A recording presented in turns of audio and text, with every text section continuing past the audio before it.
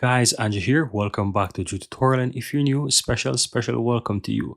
Now guys, in this video I'm going to show you how to disable Microsoft Print to PDF feature on your Windows 10 or Windows 11 PC. So when you're open, once you have any Word file open or any document open, you can simply go ahead and print to PDF, which basically means that you can save these files as PDF, right? Now if you want to turn this feature off, I'm going to show you how easy it is to do so.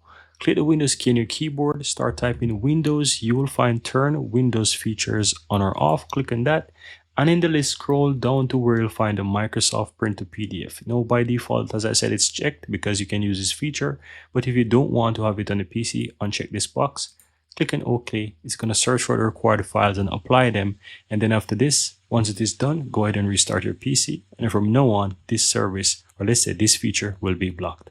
Very easy and very simple. Here you have it, guys. I really hope you found value within this video, and if you do, don't forget to take a moment to give this video a like and hit that subscribe button so that you'll never miss out when I release future videos just like this one. Thank you guys for watching, and see you next time.